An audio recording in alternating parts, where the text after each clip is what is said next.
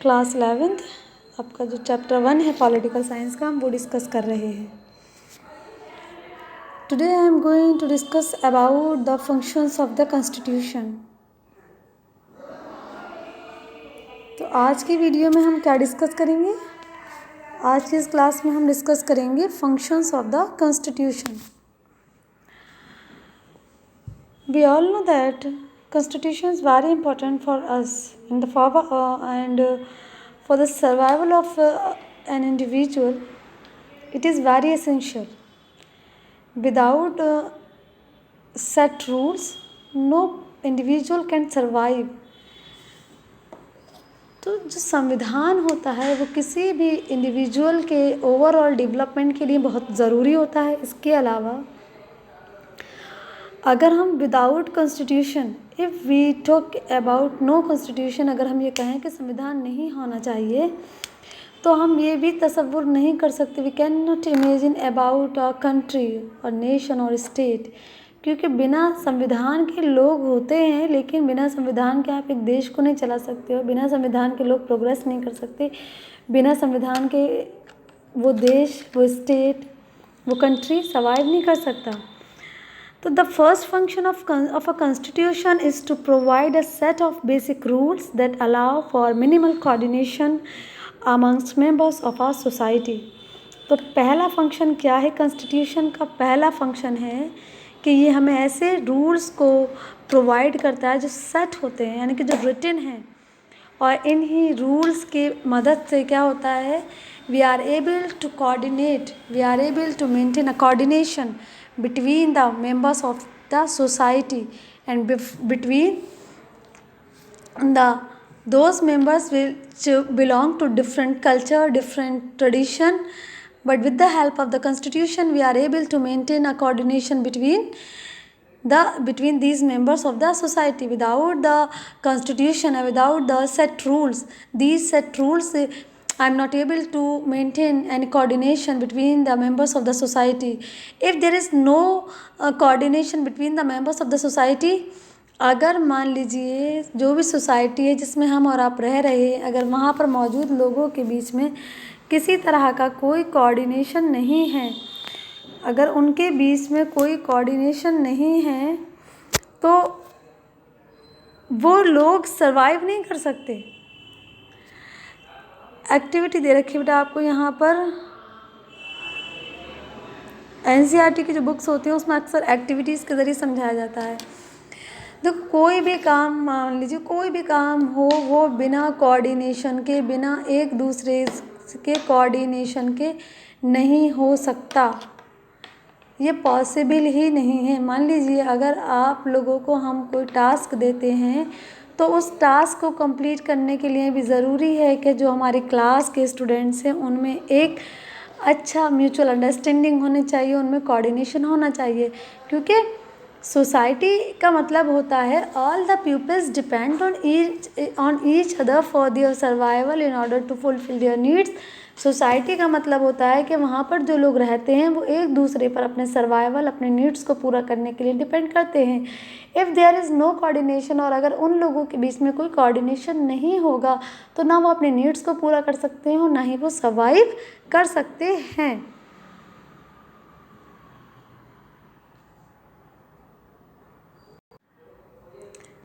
Next बेटा आपका specification of decision making powers. Specification of decision making powers. A constitution is a body of fundamental principles according to which a state is constituted or governed. But what should these fundamental rules be? And what makes them fundamental? Well, the first question you will have to decide is who gets to decide what the law governing the society should be. You may want rule X, but other may want rule Y. How do we decide? Those rules or preferences should govern us. You may think the rules you want everyone to live by are the best, but other think that their rules are the best. The constitution क्या है? Is a body of fundamental principles. Constitution एक fundamental principles की body. Fundamental principles की body का मतलब क्या है कि कॉन्स्टिट्यूशन में वो सारे फंडामेंटल प्रिंसिपल्स लिखे हुए हैं जो किसी स्टेट को गवर्न करने के लिए ज़रूरी हैं, या ये कह सकते हैं हम कि according the fundamental rules of the constitution a state govern. वो सारे रूल जो संविधान में लिखे होते हैं, वो सारे प्रिंसिपल जो संविधान में लिखे होते हैं, उसी के अकॉर्डिंग देश को चलाया जाता है। बट ये फंडामेंटल रूल्स कौन होते हैं और इनको कौन बनाता है, और क्या ये हमारे लिए बहुत ज़रूरी होते हैं? क्या यही डिसाइड करते हैं कि किस तरह से सोसाइटी में इन लॉज को गवर्न करना है? देखिए, मैं आपको बताऊं, जो कानून बनाने का काम है हमारे देश में, वो है किसका? लेजिस्लेचर का। यानी कि जो ऑल रूल्स और laws are made by the legislature. आप खुद ये सोचिए, क्या बिना रूल्स के, बिना प्रिंसिपल्स के, बिना फंडामेंटल प्रिंसिपल्स के कोई भी कंट्री, कोई भी स्टेट गवर्न कर सकता है? नहीं। हाँ, ये रूल्स हमारे लिए बहुत ज़्यादा ज़रूरी होते हैं, क्योंकि बिना इन रूल्स के, बिना इन प्रिंसिपल्स के, बिना इन फंडामेंटल प्रिंसिपल्स के हम और सोसाइटी सर्वाइव नहीं कर सकती। अगर हम सर्वाइव नहीं कर रहे हैं तो सोसाइटी भी सर्वाइव नहीं कर रही है, और अगर सोसाइटी सर्वाइव नहीं कर रही है तो इसका मतलब वहाँ पर मौजूद लोग सर्वाइव नहीं कर रहे हैं, क्योंकि सोसाइटी लोगों से बनती है। तो ये जो रूल्स हैं ये हमारे सर्वाइवल के लिए बहुत ज़रूरी होते हैं, हमें इन रूल्स की ज़रूरत है। How do we decide those rules of preference should be governance. अब सवाल उठता है कि हम किस तरह से ये डिसाइड करें कि ये जो रूल्स हैं उन्हीं के ज़रिए हमें गवर्न होना है। You may think the rules you want everyone to live by are the best, क्योंकि वो हम रूल्स के बिना, अगर हम ये सोचते हैं कि बिना रूल्स प्रिंसिपल्स, बिना रेगुलेशंस के हम एक अच्छी लाइफ गुजार सकते हैं, एक अच्छी ज़िंदगी जी सकते हैं, तो ऐसा नहीं हो सकता। क्योंकि फिर अगर हम ये ज़रा सोचें, आप आगे पढ़ेंगे हॉब्स के बारे में, तो हॉब्स ने जंगल राज, एक राइटर थे हॉब्स, उन्होंने जंगल राज की बात की थी। जंगल राज का मतलब यानी कि वहाँ पर कोई रूल्स नहीं है, कोई रेगुलेशन नहीं है, हर इंसान ज़िंदगी अपनी मर्ज़ी से जी रहा है वहाँ पर। मान लीजिए जब इस तरह की सिचुएशन हो जाती है, जब कोई रूल्स नहीं, कोई रेगुलेशन नहीं, सब अपनी लाइफ को अपने तरीके से जी रहे हैं, तो ऐसे में क्या होगा कि जो पावरफुल लोग होंगे, चाहे वो फिज़िकली हों, चाहे कि उनके पास चाहे वो फिज़िकली मतलब पावरफुल हों, या मतलब कह सकते हैं इकोनॉमिकली वो पावरफुल हों, तो ऐसे जो लोग होंगे वो उन लोगों को कुछ नहीं समझेंगे अपने आगे, जो फिज़िकली वीक हैं या गरीब हैं, क्योंकि कोई रूल ही नहीं है सोसाइटी में, कोई किसी कानून को ही नहीं मानता, सब अपनी ज़िंदगी अपने हिसाब से जी रहे हैं। तो ऐसी कंडीशन में क्या हो जाएगा, ऐसी कंडीशन हो जाएगी, एक जंगल राज जैसी सिचुएशन हो जाएगी, जहाँ पर मतलब ऐसा हो जाएगा कि बड़े जानवर की नज़रों में छोटे जैसे कि जंगल में होता है कि बड़े जानवर की नज़र में छोटे जानवर की कोई अहमियत नहीं होती, यानी कि हाथी की नज़र में चींटी की कोई अहमियत नहीं होती। हालांकि चींटी की अपनी एक अलग इम्पोर्टेंस है, हाथी की अपनी एक अलग इम्पोर्टेंस है। तो जंगल में तो कोई रूल्स नहीं होते, जानवरों पे आप कोई रूल लागू नहीं कर सकते हो। आप अगर रास्ता चलते वक्त किसी हाथी के पैर से छोटे जानवर कुचल जाते हैं, मर जाते हैं, तो आप उनको पनिशमेंट नहीं दे सकते, क्योंकि वहाँ पर कोई रूल्स रेगुलेशंस नहीं है। बट हम इंसानों की बात कर रहे हैं, हम ह्यूमन सोसाइटी में रहते हैं, तो यहाँ पर हम जंगल राज के बारे में नहीं कर सकते। यहाँ पर ऐसा नहीं हो सकता कि जो पावरफुल लोग हैं वो अपने कमज़ोर लोगों को दबाएं या उनको कुचल दें, नहीं, ऐसा नहीं हो सकता। बिकॉज हम एक सिविलाइज सोसाइटी में रहते हैं, बिकॉज हम रूल्स को फॉलो करते हैं, बिकॉज हमारी जो सोसाइटी है वो कॉन्स्टिट्यूशन के अकॉर्डिंग गवर्न होती है, वो कॉन्स्टिट्यूशन के अकॉर्डिंग वर्क करती है। बात समझ रहे बेटा?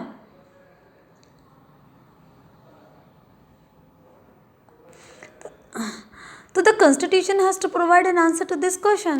तो इस तरह के जो सवाल हैं जो आपके अभी हमने पढ़े थे, इन तमाम क्वेश्चंस के आंसर हमें कहाँ से मिलेंगे? सारे सवालों के जवाब हमें संविधान से मिलेंगे। It specifies the basic allocation of power in society. संविधान ही है जो कि सोसाइटी में जो पावर्स का एलोकेशन है वो डिसाइड करता है। It decide who gets to decide what the laws will be. संविधान ही डिसाइड करता है क्या? Who get to decide what the law will be, कि कौन सा रूल कानून होगा। क्योंकि मतलब कानून बनाने से पहले पार्लियामेंट में एक बिल पेश किया जाता है, तो उस बिल के लिए जो ये एक प्रोविज़न है कि उसको दोनों हाउसेस से पास होना कंपलसरी होता है 2/3 मेजोरिटी से, उसके बाद फिर वो लॉ बनता है, फिर इम्प्लीमेंट होता है, उसके बाद में उसको एनफोर्स किया जाता है। तो एक पर्टिकुलर प्रोविज़न है, एक सिस्टमेटिक वे में वो कानून लोगों तक पहुंचता है। ऐसा नहीं होता कि भाई प्राइम मिनिस्टर है या कोई भी रूलिंग पार्टी के मिनिस्टर का एक मन किया भाई ये कानून बनाना है और वो पार्लियामेंट में गए और उन्होंने एक कानून बना कर दे दिया, ऐसा नहीं होता, बल्कि हर चीज़ एक सिस्टमेटिक मैनर में एक तरीके से की जाती है। In principle, this question who get to decide can be answered in many ways. In a monarchical constitution, a monarch decide in some constitution like the old Soviet Union, one single party was given the power to decide. ऐसा कहाँ पर होता है? जैसे मैंने अभी आपको बताया मोनार्की में होता है। मोनार्की फॉर्म ऑफ गवर्नमेंट एक ऐसी गवर्नमेंट होती है, आपने 9th में पढ़ा था और आपने 10th में भी पढ़ा था, ये क्या हिस्ट्री में, ये एक ऐसी गवर्नमेंट होती है जहाँ पर क्या होती है, जहाँ पर तमाम पावर जो होती है वो किसी एक सिंगल पर्सन या सिंगल ग्रुप के पास होती है, और वही सिंगल जो ग्रुप या पर्सन है वही पार्लियामेंट है, वही एग्जीक्यूटिव है और वही जुडिशरी है, यानी कि वही सिंगल इंसान कानून बनाएगा, वही उनको इम्प्लीमेंट करेगा, वही एनफोर्स करेगा। तो इसमें सिंगल पार्टी होती है, मैंने कहा ना अभी, सिंगल पर्सन, सिंगल ग्रुप या सिंगल पार्टी। ऐसा कहाँ पर देखने को हमें मिला अगर हम बात करें तो ओल्ड सोवियत यूनियन में। But in democratic constitution, broadly speaking, the people get to decide. But when we talk about the democracy, जब हम democracy की बात करते हैं तो democracy की बात करते हैं कि democracy means कि we are talking about the people, कि हम किसकी बात कर रहे हैं, हम लोगों की बात कर रहे हैं। Because in democracy all the decisions are taken by the representative of people। क्योंकि डेमोक्रेसी में जो भी डिसीजंस होते हैं वो लोगों के रिप्रेजेंटेटिव के ज़रिए लिए जाते हैं। It means in democratic form of government the directly और इनडायरेक्टली हम दोनों तरह से कह सकते हैं, peoples involve in the decision making policy of the government. तो डेमोक्रेसी में क्या होता है कि डेमोक्रेटिक फॉर्म ऑफ गवर्नमेंट में लोग डायरेक्टली और इनडायरेक्टली गवर्नमेंट की डिसीजन मेकिंग पॉलिसीज़ में उनका इन्वॉल्वमेंट रहता है। But this matter is not so simple, because even if you answer that the people should decide, it will not answer the question how should we decide। चलिए ठीक है। तो democratic form of government क्या होती है? Democratic form of government में जो भी डिसीजन लेने का अधिकार है वो किसको है? लोगों को है। इसीलिए हम ये कहते हैं, क्या कहते हैं कि डेमोक्रेसी एक ऐसी गवर्नमेंट है जो लोगों की गवर्नमेंट होती है, लोगों के ज़रिए बनाई जाती है और लोगों के लिए ही बनाई जाती है। यानी कि डेमोक्रेटिक गवर्नमेंट में जो गवर्नमेंट होती है वो काम किसके लिए करती है? वो लोगों के लिए करती है। इसीलिए डेमोक्रेटिक फॉर्म ऑफ गवर्नमेंट को क्या कहा जाता है? It is a best form of government. In the Indian Constitution, for example, it is specified that in most instances Parliament get to decide law and policies। हम जब भारत के संविधान की बात करते हैं तो मिसाल के तौर पर इट इज़ स्पेसिफाइड, क्या स्पेसिफाइड किया गया है? Parliament get to decide law and policies. मैंने अभी आपको बताया, क्या बताया था? मैंने कहा आपसे कि in India parliament is that government organ which decide to make laws and the policies of the government, and that parliament itself be organized in a particular manner। मैंने अभी क्या कहा? मैंने कहा कि पार्लियामेंट में ऐसा नहीं होता कोई रूलिंग पार्टी के मिनिस्टर गए या प्राइम मिनिस्टर गए, उन्होंने एक रिटन पेपर पर लिख के कह दिया कि भाई इसको लोग कानून बना दें। नहीं, ऐसा नहीं होता। एक पर्टिकुलर प्रोविज़न को फॉलो किया जाता है। उसके बाद कोई भी बिल जब दोनों हाउसेज से पास हो जाता है और उसको 2/3 मेजोरिटी मिल जाती है, उसके बाद में वो बिल कानून बनता है।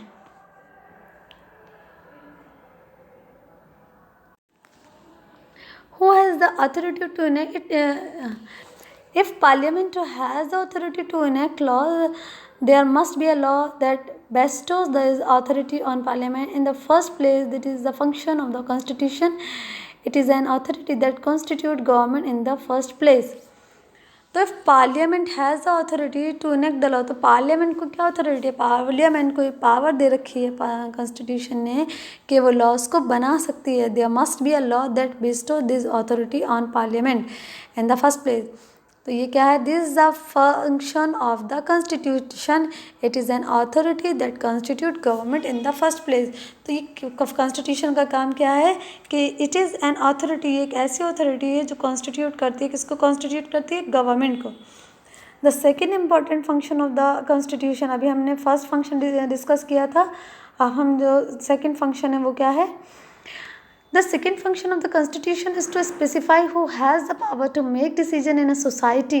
It decide how the government will be constituted. तो सेकेंड फंक्शन है कॉन्स्टिट्यूशन का कि कॉन्स्टिट्यूशन ये स्पेसिफाई करता है कि who has the power to make decision, यानी कि किसको ये अधिकार होगा, किसको ये पावर, किसको ये अथॉरिटी है कि वो सोसाइटी से जुड़े हुए मुद्दों पर डिसीजन ले सके। It decide how the government will be constituted, और ये कॉन्स्टिट्यूशन ही ये डिसाइड करता है। इट कॉन्स्टिट्यूशन ऑल्सो डिसाइड्स, क्या डिसाइड करता है कि गवर्नमेंट किस तरह से कॉन्स्टिट्यूट की जाएगी। It is also decided by the constitution. तो यानी कि सोसाइटी से related all the matters related to the people interest, related to the national interest are decided by the constitution. और कॉन्स्टिट्यूशन तो मतलब डिसाइड कैसे करेगा? मतलब गवर्नमेंट डिसाइड करेगी, जो भी रूलिंग गवर्नमेंट होगी, बट कैसे करेगी?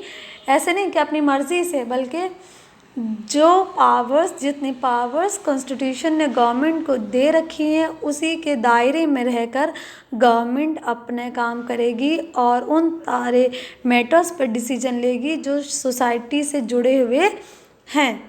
तो ये है कॉन्स्टिट्यूशन का सेकंड फंक्शन।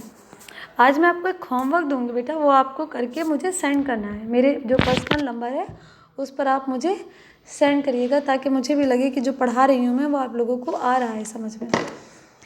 नेक्स्ट है हमारा limitations on the powers of the government. देखिए कॉन्स्टिट्यूशन, अभी मैंने क्या कहा था? मैंने ये कहा था कि गवर्नमेंट डिसाइड करेगी, क्या डिसाइड करेगी? जो भी डिसीजन लेना है regarding the interest of the society, but ऐसे नहीं कि अपनी मर्ज़ी से किस तरह से डिसीजन लिया जाएगा।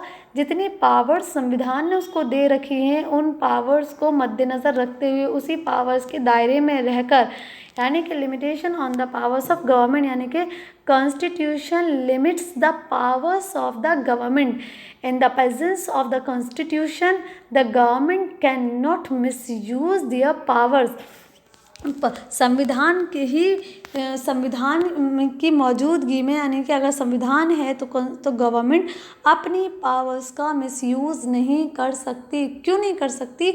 बिकॉज इसलिए नहीं कर सकती क्योंकि कॉन्स्टिट्यूशन ने गवर्नमेंट की पावर्स को क्लियरली मेंशन कर दिया है, और ये भी मेंशन कर दिया गया है कि अगर कोई भी रूलिंग गवर्नमेंट अपनी पावर्स का मिसयूज़ करती है तो उसके खिलाफ किस तरह का एक्शन लिया जा सकता है।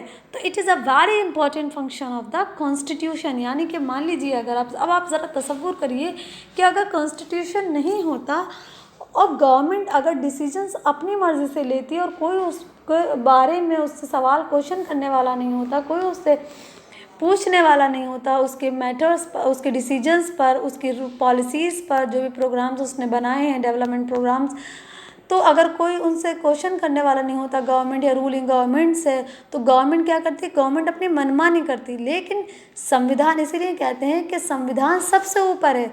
संविधान को सबसे ऊपर इसीलिए रखा गया है क्योंकि अगर संविधान ना हो तो गवर्नमेंट अपनी पावर्स का डेफिनेटली मिसयूज़ करेगी। अब गवर्नमेंट अपनी, क्योंकि जो ताकत में होता है, जो भी ताकत में होता है उसको ताकत का, वो कहीं ना कहीं अपनी ताकत का मिसयूज़ ज़रूर करता है। लेकिन कॉन्स्टिट्यूशन के होने की वजह से, कॉन्स्टिट्यूशन की वजह से कोई भी गवर्नमेंट अपनी पावर का मिसयूज़ नहीं कर सकती, because constitution limits the powers of the government. क्योंकि कॉन्स्टिट्यूशन ने गवर्नमेंट की पावर्स को लिमिट, यानी कि गवर्नमेंट को बता दिया है कि आपका दायरा इतना है, आपकी पावर्स इतनी हैं और आप इससे ज़्यादा पावर्स को यूज़ या अपनी पावर्स का मिसयूज़ नहीं कर सकते हो, और अगर करते हो तो किस तरह का एक्शन लिया जा सकता है वो भी कॉन्स्टिट्यूशन में उस चीज़ का भी प्रावधान प्रोविज़न रखा गया है। ओके बेटा, नेक्स्ट टॉपिक हम हमारी नेक्स्ट क्लास में डिस्कस करेंगे। I will discuss the next topic in next class. And मैं आज आपको एक होमवर्क दे रही हूँ, और होमवर्क आपका ये है बेटा, जब आप वीडियो सुने तो लास्ट में आपका होमवर्क ये है कि आपको एक नोट लिखना है। Right a note on the importance of the constitution. संविधान की इम्पोर्टेंस के ऊपर एक नोट लिखना है आपको और डिटेल में लिखना है। ओके बेटा, डिटेल में। Thank you very much.